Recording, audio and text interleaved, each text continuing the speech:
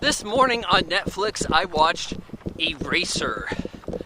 I hadn't seen this movie in its entirety since I saw it in theaters in 1996. And you know what? This is an unfortunate film because this is the last look at what we could call classic Arnold. This is the last time he looks anything like he does in, say, Terminator 2, Predator, that ilk.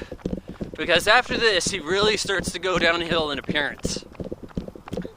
So Arnold Schwarzenegger's like 49 here. He's playing the role of this guy Kruger, John Kruger. He's a U.S. Marshal. He's in, I think that's WITSEC, they call it, like witness security.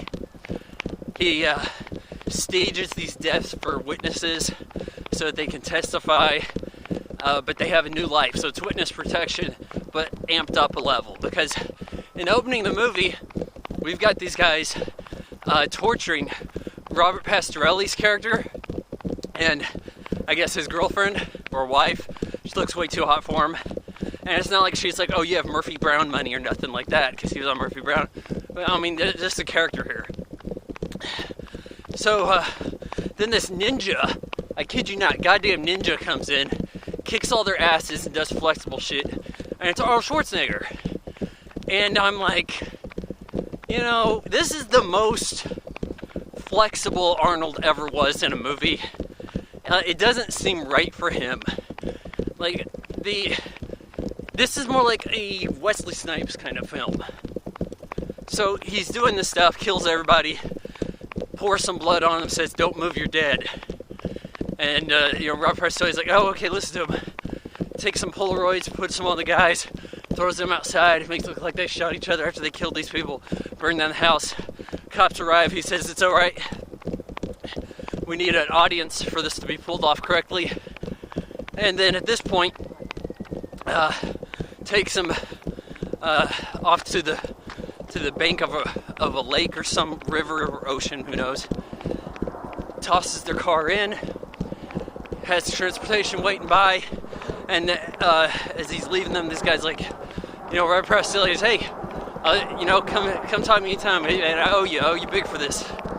And Arnold's like, all right, I'm out of here, just do my job. And this guy says, smile, you've just been erased. Then shuts the door, and it's like Eraser. And it's like, whatever. Like that was our plan there to introduce the title of the movie, Eraser. And you're gonna see this a lot. It's like, you just been erased. That becomes like the kill line for the movie. And in weird places. So then we go to this operation where FBI is working with, and you see this guy, I think his name is John Slattery, white-haired dude. He has gray hair here. He's on Mad Men. Anyways, he's kind of ordering around Vanessa Williams, who works at a defense contractor. They're making this gun called the EM gun, and it has X-ray sight, sees through walls, can like put a bead on your heart and lock onto it, and it shoots bullets at near the speed of light. Oh, you mean the railgun? They later ask. So it shoots near the speed of light, doesn't make a sonic boom. Whatever. Anyway, she's copying some data. I guess she knows that something fishy's going on here. The guns are not supposed to be permitted, but it's like the higher ups are going to sell them overseas to warlords, make a profit anyways. So she goes, exposes this. The farmer from Babe, I forgot his name, like tallest actor nominated for best actor. He shoots himself in the head. There's this scene, and she kind of has to be extracted, right? Well, Arnold comes in over to her house where the FBI guys who are watching her have been taken out. There's other guys putting a hit on her, and her boyfriend gets killed. This is hard. There's hardly even a reaction to that. And then Arnold's like, okay, I'm kicking some ass here. There's a grenade. Kind of a cool effect here. This grenade, like spike grenade in Halo. It goes on the ground, shoots up, spikes fly, gets Arnold in the hand, hardly bothers him because he's Arnold. And I would have brushed it off too, because I'm Vaughn. So, they get out of here. Arnold, destroys all of her documentation, her necklaces, what have you. And, she's been erased. And he says it's only temporary. So, I don't see how... Is witness protection supposed to be temporary? I don't get that. I don't think that's the way it's supposed to go. Not until you testify. Now you get all your stuff back. I don't think that's the way it goes. Well, meanwhile, James Caan, he's the bad guy here. He's working this shady angle. He's one of the guys, I guess he's ranking above Arnold with the marshals. He says, oh, somebody's going after all these witnesses. We've got this gal in this, safe house. We have to go help her. This doesn't make any sense. They take this plane, they end up in the woods, and they have a bit of a tooling up scene, like in Commando, and you even have the mist coming in around them. It's kind of cool. And there's guys in the house, 5 guys. Are they supposed to surprise this chick and kill her? Did she have some kind of detail on her? How's this all going on? How come everybody happened to meet at the same time here? And then James Caan kills her. And he makes it look like she got taken out and he couldn't save her. Then on the plane, they poison Arnold. Didn't really need to do that, because it's not like he'd figured out anything until he got poisoned by James Caan. Their plane has a freaking bar. So then, while he's poisoned, deputy over here, new guy on the scene, Danny Nucci, he's like, oh, sir, why the hell did you do that? What the hell's going on here? And then James Caan's like, congratulations, shoots him with Arnold's gun while Arnold's knocked out. And that frames Arnold, makes him look like the mole because they know there's some kind of leak. So it's not a terrible scheme by James Caan, but I'm thinking the scheme of the bad guys here is to make money selling these arms. What are the U.S. Marshals involved in this for? It doesn't really add up. And then Arnold, in panic, calls Vanessa Williams, whose character is simply known as Lee. You meet a lot of Lees that are women, first name. I know the actresses in the first 2 Omen films are named Lee, and I thought that was weird enough. So, we have this going on, and he calls her and he gave her orders of where to go. She was in a safe spot, and if he calls and this pager goes off, she's supposed to go to this telephone booth at the zoo. And I'm like, okay, well, if Arnold hadn't called, they never would have found her. So now alerting her, James Caan guys know where she's going to be. Well, Arnold comes to, after he's been knocked out, he gives him a bit of a talk. He is not restrained. I'm sure these guys have handcuffs. They decide not to use them. I guess they were thinking, what's the point? It's Arnold Schwarzenegger. So he starts kicking some ass on the plane, pulls the door open, and I think he throws a chair out, hits the engine behind it. And this doesn't look too bad. 1996 visual effects here. Then a parachute goes out, and he has to go catch up with the parachute. So he's hanging on the side, and he's pulling his face, and he falls back, and he's wrestling the parachute in the air, and trying to work that out. And 90% of this looks pretty damn good. There's a few iffy spots. You can tell where they green screened in Arnold, but at least they had somebody there doing the stunts in the further away shots. They'd have close-ups of Arnold. Wind being what it is, contorting the stunt guy. You can't really tell it's not Arnold, even at medium shots. So, I approve of this scene. This is the high point of the movie, certainly. And then the guy's flying the plane, fairly big private jet. This is like a Donald Trump jet. So they're ordered to go back and hit Arnold. and he's standing there, and he's up in the parachute, he's got the parachute deployed, and he just starts going at him with Desert Eagle, shoots at a little bit, I don't think kills any of them, but gets them to miss, messes up his parachute some, tries to deploy backup chute, lands on some cars in a junkyard. These two kids see him, and they're like, hey, that hurt? That had to hurt, man, I saw it. And he's like, where am I? And the girl's like, Earth, And that's not a bad exchange. So he borrows a car from him, and you get a little bit of a kindergarten cop vibe. Oh, is that your dad's truck? Yeah, you think I can borrow it? And it's like $50. $50? So he borrows the car. Meets up with Vanessa Williams. It's dark, it's in the zoo. The zoo's gonna be closed soon. Some guy said that they were with Arnold. He says no one's ever with him. He always works alone. She shoots him in the knee, tries to run off. Arnold gets there, says he's late because of traffic. And then he's shooting the place up, running out of bullets. Vanessa Williams shoots okay here. I mean, she's not dropping bodies, but she's not panicking. This isn't like Kim Basinger just screaming away kind of stuff. And I guess she works for a defense contractor, so maybe she shoots guns on occasion, maybe. It would have been kind of nice if they'd said something like that. Her character, Vanessa Williams, she's okay in the movie, but her character has no personality. You have any idea of what her interests are, likes, dislikes.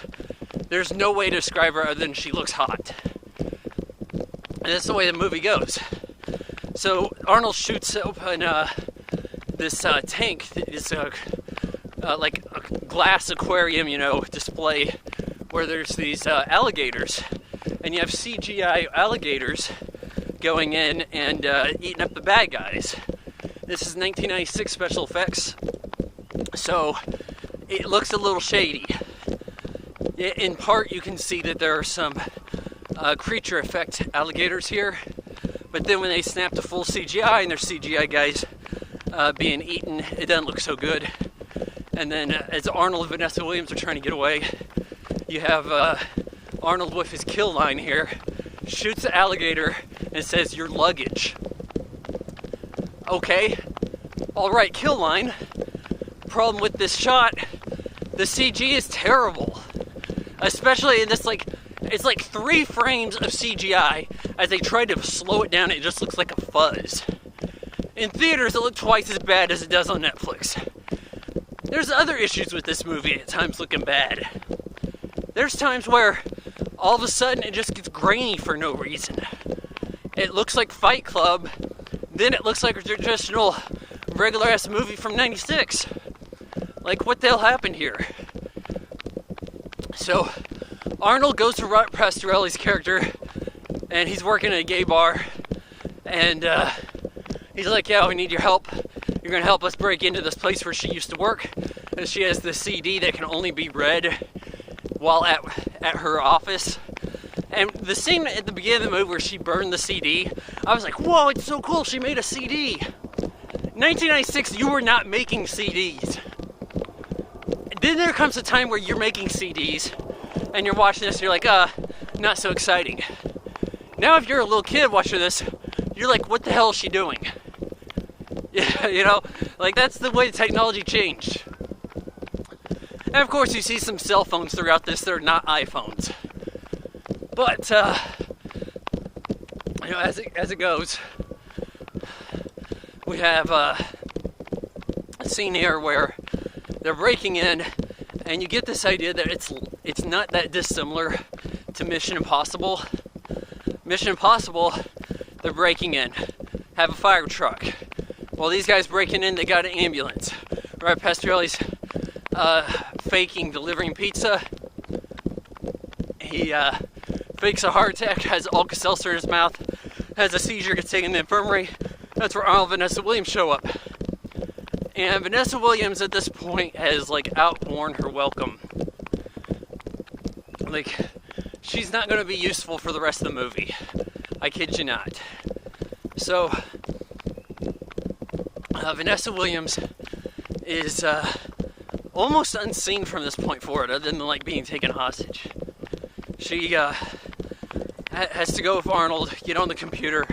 They access terminal in her boss's office, and then when they're being hacked by James Caan's guys, the screen's like going dark. They're losing information. Arnold busts open the computer, takes out the drive, and on the screen it says, "You've been erased," which is not the way computers work. But you know, I guess they're having some fun time with computers.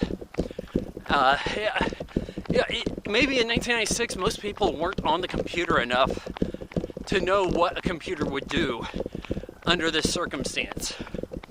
But we know better now, don't we? There's a shootout. James Caan's confronted by Arnold. You know, Arnold kind of gets trapped, but then he shoots up this fire sprinkler system and is able to escape. But they've got Vanessa Williams captured. They're taking her to the docks where they're going to have this exchange where the EM guns are going to be shipped off.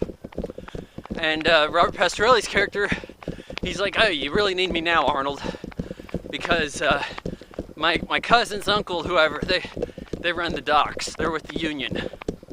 So they go help Arnold. You know, they're like shooting down pretty good here. These guys were not afraid of small arms fire.